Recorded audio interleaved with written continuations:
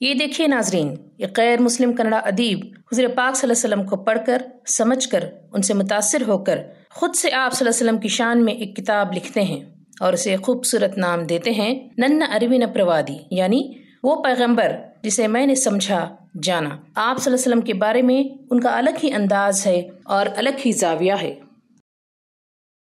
रबियुल अव्वल का महीना आते ही हुज़ूर पाक सल्लल्लाहु अलैहि वसल्लम की विलादत बासदत के हवाले से पूरी दुनिया में सीरत नबी सल्लल्लाहु अलैहि वसल्लम पर जलसे, जुलूस, सेमिनार्स, तकारीर, क्विज वगैरह के नित नए प्रोग्राम्स तरतीब पाते हैं। कोई अपनी अकीदत निछावर करने को इबादत समझता है तो कोई हुज़ूर पाक सल्लल्लाहु अलैहि वसल्लम के पैगाम को आम करने पर जोर देता है। हकीकत में देखें तो ये सब ज़रूरी काम हैं। जमात इस्लामी हिंद कर्नाटक की सीरत मुहिम बउनवान रवादारी व मसावात के अलंबरदार मोहम्मद सल्लल्लाहु अलैहि वसल्लम की मुनासिबत से शांति प्रकाशना मैंगलोर की तरफ से योगेश मास्टर की लिखी किताब नन्ना अरविना प्रवादी के रस्म इजरा के लिए एक शानदार प्रोग्राम बेंगलुरु के बिफ्ट ऑडिटोरियम में मुनाक़िद हुआ, जिसमें रिटायर्ड IAS ऑफिसर चिरंजीव सिंह, जो एडिशनल चीफ सेक्रेटरी रह चुके हैं कर्नाटक हुकूमत में और राज्योत्सव अवार्ड याफ्ता हैं, उनके हाथों इस किताब का इजरा हुआ और उन्होंने कहा कि एक आम सीरत की किताब नहीं है, एक एहसास और तजुर्बा बयान करने वाली किताब है। इस किताब का असल मकसद और पैगाम यह है कि हम तमाम अंबिया और सुलहा को याद रखें, उनकी तालीमात को समझें। नबियों का ताल्लुक किसी एक कौम या मजहब से नहीं होता, ताहम वो एक ही हकीकत को बयान करते हैं। इत्तेहाद ही हमारी सकाफत है। ಕಾಮನ್ ನಮ್ಮ ಸಂಸ್ಕೃತಿ ಒಂದೇ ಸಂಸ್ಕೃತಿ ಇದೆ. ಇದು ನಮ್ಮ ಸಂಸ್ಕೃತಿ, ಇದರಲ್ಲಿ ಈ ಸಂಸ್ಕೃತಿಯಲ್ಲಿ ಇದು ಇಟ್ಸ್ ಲೈಕ್ ಒಂದು ತೋಟದಲ್ಲಿ ಎಷ್ಟೋ ಥರದ್ದು ಹೂಗಳು ಗಿಡಗಳು ಇರುತ್ತವೆ, ಹಾಗೆ ಇದು ಬಣ್ಣ ಬಣ್ಣದ ತೋಟ. ಅದಕ್ಕೆ ಕುವೆಂಪು ಇದ್ರ ಬಗ್ಗೆ ಹೇಳ್ತಾರೆ, ಸರ್ವ ಜನಾಂಗದ ಶಾಂತಿಯ ತೋಟ. ಈ ನಾಡಗೀತೆಯಲ್ಲಿ ಎಲ್ಲರೂ ಹಾಡ್ತಾರೆ. ಆ ಸರ್ವ ಜನಾಂಗದ ಶಾಂತಿಯ ತೋಟದ ಪರಿಕಲ್ಪನೆ ಈ ಪುಸ್ತಕದಲ್ಲಿ ಇದೆ. रघुनाथ चन्निगरायप्पा हरलापुरा, जो एग्जीक्यूटिव डायरेक्टर हैं कन्नड़ा महनामा सुधा और मयूरा के, इस किताब पर बसीरत अफरोज तबसरा करते हुए फरमाया, योगेश मास्टर ने आप सल्लल्लाहु अलैहि वसल्लम पर जो किताब लिखी है, इसमें एक सेहतमंद माशरे की तश्कील के लिए जो ज़रूरी तालीमात हैं उनको देखा जा सकता है। एक ऐसी किताब है जो माशरे में भाईचारगी व हम आहंगी पैदा करने के लिए लिखी गई है, जो इस्लामोफोबिया और इस्लाम के बारे में जो गलतफहमियाँ हैं उनको जड़ से ख़त्म करती है। ये किताब इस बात पर जोर देती है कि इस्लाम का मतलब अमन है और अमन का मजहब तशद्दुद की वकालत नहीं कर सकता। उन्होंने मजीद ये कहा कि इस किताब से पता चलता है कि इस्लाम की बुनियाद इंसानी इंजमाम पर है, न कि लोगों को बांटने पर। इस किताब में बसवन्ना और बुद्धमत का भी जिक्र है। किताब का मकसद नबी करीम सल्लल्लाहु अलैहि वसल्लम की जिंदगी की तफसीलात बताना नहीं, बल्कि आप सल्लल्लाहु अलैहि वसल्लम की जिंदगी पर एक तायराना नजर डालना है। मुसन्निफ ने इसे अपनी आप बीती के तौर पर पेश किया है। इस किताब का हुस्न यह है कि खुदा को ना मानने वाले शख्स ने खुदा को मानने वाले नबी के बारे में खूबसूरत एहसास लिखा है। ಒಂದು ಧರ್ಮದ ಬಗ್ಗೆ, ದೇವರ ಬಗ್ಗೆ ಮಾತಾಡೋದಿದೆಯಲ್ಲ, ದೇವರನ್ನು ನಂಬಿದ ಒಬ್ಬ ಪ್ರವಾದಿಯ ಬಗ್ಗೆ ಮಾತಾಡೋದಿದೆಯಲ್ಲ, ಅವರ ವಿಚಾರಗಳ ಬಗ್ಗೆ ಮಾತಾಡೋದಿದೆಯಲ್ಲ, ಅದು ನನಗೆ ತುಂಬ ವಿಶೇಷ ಅನಿಸುತ್ತೆ ಮತ್ತು ಅದು ತುಂಬ ಪ್ರಾಮಾಣಿಕವಾದ ಪ್ರಯತ್ನ ಕೂಡ ಹೌದು. ಅವರು ಕೇವಲ ಯಾವುದೋ ಒಂದು ಕುತೂಹಲದಿಂದ ಈ ಪುಸ್ತಕವನ್ನು ಒಳಗೊಂಡಿಲ್ಲ, ಪ್ರವೇಶ ಮಾಡಿಲ್ಲ, ಈ ಅರಿವಿನ ಲೋಕದಲ್ಲಿ ಪ್ರವೇಶ ಮಾಡಿಲ್ಲ. ಅವರ ಉದ್ದೇಶನೇ ಈ ತರತಮಗಳನ್ನು ನೀಗಿಸಲಿಕ್ಕೆ ಯಾವ ರೀತಿ ನಾವು ಪ್ರಯತ್ನ ಮಾಡಬಹುದು ಅಂತ. मेहमान खुसूसी डॉक्टर वसुंधरा भूपति, जो कई इदारों से मुंसलिक हैं और 10 अवार्ड याफ्ता हैं, अपने ख्यालात का इजहार यूं किया, समाज में अमन और शांति को बरकरार रखने पर उकसाने वाली एक किताब लिखने पर मैं मुसन्निफ को मुबारकबाद देती हूँ। ये किताब हमारी सोच को वसी करती है और उफ़क़ पर ले जाती है। इस किताब में बसवन्ना, महावीर जैन और गौतम बुद्ध की बुनियादी तालीमात भी हैं। ये किताब शख्सियत की नशोनुमा में मजहब के किरदार को वाज़ह करती है। इस किताब में आप सल्लल्लाहु अलैहि वसल्लम की तालीमात जो बच्चों, यतीमों और लड़कियों के ताल्लुक़ से हैं, वाक़ई काबिल क़द्र हैं। ಸುಳ್ಳುಗಳು ಮಕ್ಕಳು ಹೇಳುವ ಸುಳ್ಳುಗಳನ್ನು ಕ್ಷಮಿಸಬೇಕು ಅಂತ ಹೇಳ್ತಾರೆ. ಎಷ್ಟೋ ಮಕ್ಕಳು ಹೇಳ್ತವೆ ಸುಳ್ಳು, ಅವು ಗೊತ್ತಿರಲ್ಲ ಅಂತ ಹೇಳ್ತವೆ.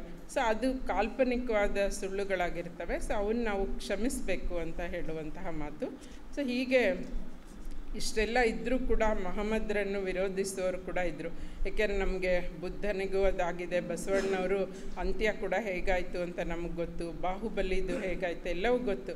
ಸೊ ನಾವು ಇಸ್ಲಾಂ ಧರ್ಮದಲ್ಲೂ ಅನೇಕರು ಮಹಮ್ಮದ್ರನ್ನು ವಿರೋಧಿಸುವವರು ಇರ್ತಾರೆ, ಅವರಿಗೆ ಕೆಟ್ಟ ಮಾತುಗಳಿಂದ ನಿಂದಿಸ್ತಾ ಕಲ್ಲು ಹೊಡೆಯೋದು ಮತ್ತೊಂದು ಎಲ್ಲವೂ ಮಾಡ್ತಾರೆ. ಆದರೂ ಅವ್ರಿಗೊಬ್ರಿಗೂ ಶಪಿಸೋದಿಲ್ಲ. ಆ ಜೊತೆಯಲ್ಲಿರೋರು ಕೇಳ್ತಾರೆ, ನೀವು ಅಷ್ಟೆಲ್ಲ ನಿಮಗೆ ಅವ್ರು ಕಿರುಕುಳ ಕೊಡ್ತಿದ್ದಾರೆ, ಅವ್ರನ್ನ ಶಪಿಸಿ ಅಂದರೆ ಇಲ್ಲ ನಾನು ಶಪಿಸೋದಿಲ್ಲ ಅಂತಲೇ ಹೇಳ್ತಾರೆ. ಅಂದರೆ ಅಷ್ಟು ಒಳ್ಳೆಯ ನಡತೆಯ ಮತ್ತು ಶತ್ರುಗಳಿಗೂ ಕೂಡ ಅವರು ಕೆಟ್ಟದನ್ನು ಬಯಸದೇ ಇರುವಂತಹ ಮನೋಭಾವದ ಇದು. ಸೊ ಹಾಗಾಗಿ ಇದು ಕುರಾನ್ ನನಗಿದನ್ನು ಓದಿದಾಗ ಅನಿಸೋದು, ಕುರಾನ್ ಒಂದು ಒಬ್ಬ ಮನುಷ್ಯ ತನ್ನ ಮನೆಯಲ್ಲಾಗಲಿ ಸಮಾಜದಲ್ಲಾಗಲಿ ರಾಜಕೀಯ ನಿಲುವುಗಳು ಎಲ್ಲದರಲ್ಲೂ ಹೇಗಿರಬೇಕು ಹೇಗಿರಬಾರ್ದು ಅನ್ನೋದನ್ನು ಒಂದು ಸ್ಪಷ್ಟ ನಿರ್ದೇಶನವನ್ನು ಕೊಡುವ ರೀತಿಯಲ್ಲಿ ಕುರಾನ್ ಇದೆ.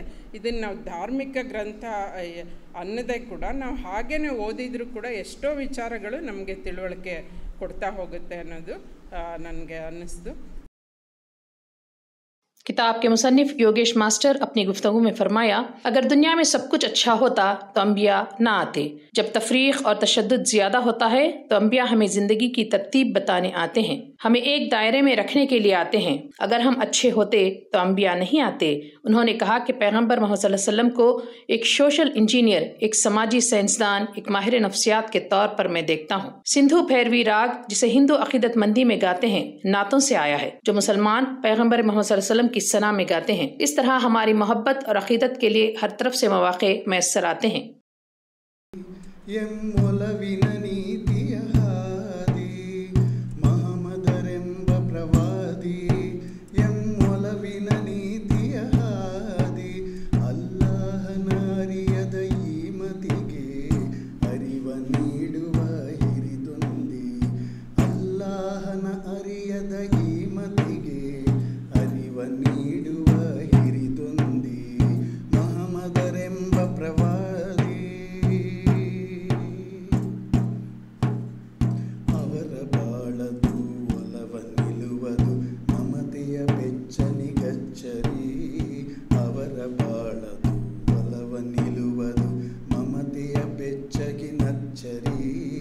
ಜಗದ ವ್ಯವಹಾರ ಆಗೆ ಬುಡಮೇಲು,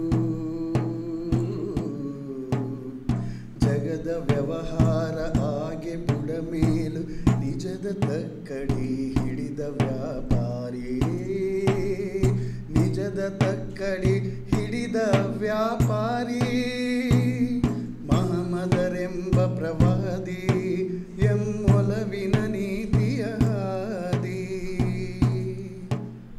ಅಂಗಳದಲಿತಾವನಾತರಾದರು, ಅಂಗಳದಲಿತಾವನಾತರಾದರು, ಅಧೀರ ಅನಾಥರಿಗೆಲ್ಲನಾಥರು. ಅಂಗಳದಲಿತಾವನಾತರಾದರು, ಅಧೀರ ಅನಾಥರಿಗೆಲ್ಲನಾಥರು. ಅದೆನಿತೋ ಅನುಕಂಪ.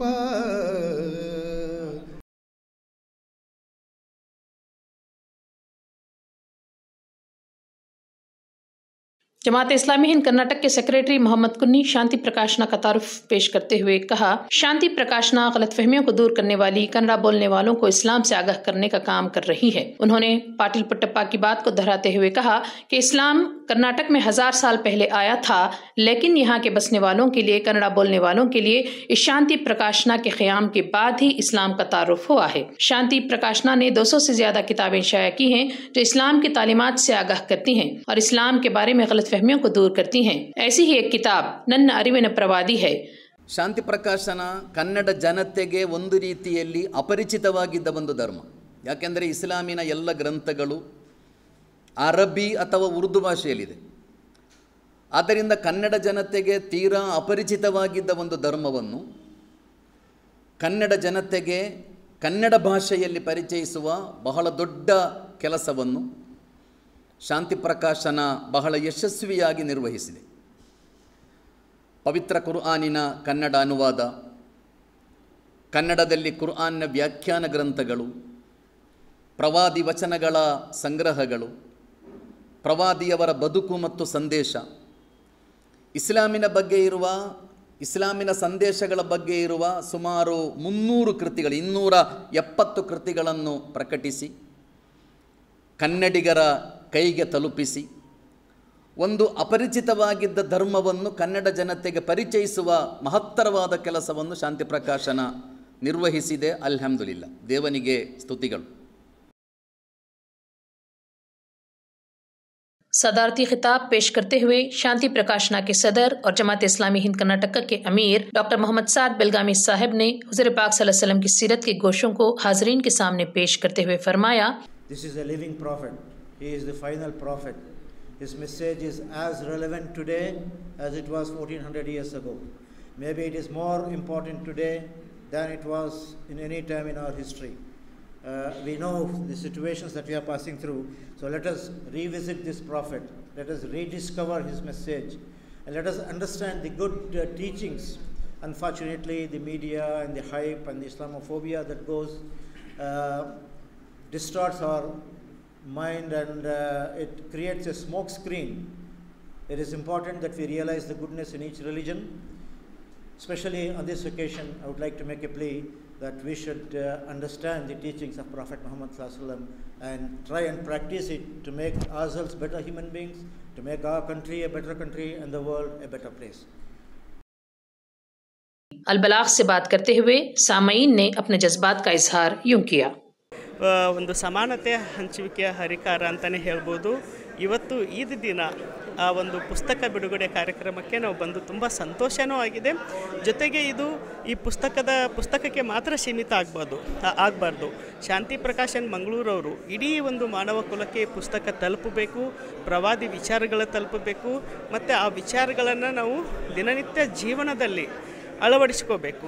कि आज के मौजूदा हिंदुस्तान में जो मजहबी मुनाफरत का चलन आम है, यहाँ पर मजहबी हम आहंगी की ज़रूरत है, कम्युनल हारमोनी की ज़रूरत है और सोशल और नेशनल इंटीग्रेशन की ज़रूरत है. इस हवाले से भी उन्होंने ये आवाज़ दी है कि इस किताब को हिंदुस्तान की दीगर ज़बानों में बशमूल उर्दू में भी इसका तर्जुमा किया जाए. और मैं किताब के मुसन्निफ़ जनाब योगेश मास्टर को और शांति प्रकाशना को दिल के गहराइयों से मुबारकबाद पेश करता हूँ. ರಾಮಸ್ವಾಮಿ, ನಾವು ಈ ಸಮಾಜದಲ್ಲಿ ಒಂದು ಧರ್ಮದ ಬಗ್ಗೆ ನಾವು ಪೂರ್ವಾಗ್ರಹ ಪೀಡಿತರಾಗಿರ್ತೀವಿ. ಈ ಪುಸ್ತಕ ಅದನ್ನು ಹೋಗಲಾಡಿಸುತ್ತೆ ಅಂತ ನನಗನ್ಸುತ್ತೆ. ಈ ಪುಸ್ತಕ ಖಂಡಿತ ಪ್ರತಿಯೊಬ್ಬರೂ ಓದಬೇಕು. ಒಂದು ಸಂತೋಷದ ಸಂಗತಿ, ಈ ಪುಸ್ತಕ ಹಿಂದಿ ಮತ್ತು ಇತರೆ ಭಾಷೆಗಳು ಸಹ ಅನುವಾದ ಆಗ್ತಾಯಿದೆ ಅಂತ ಈಗ ಶಾಂತಿ ಪ್ರಕಾಶ್ನವರು ಹೇಳ್ತಾಯಿದ್ರು. ಇದು ಇಂಗ್ಲೀಷಲ್ಲೂ ಸಹ ಅನುವಾದ ಆಗಲಿ, ಅಂತಾರಾಷ್ಟ್ರೀಯ ಮಟ್ಟದಲ್ಲಿ ಈ ಪುಸ್ತಕ ರೀಚ್ ಆಗಬೇಕು ಅಂತ ನಾನು ಬಯಸ್ತೀನಿ.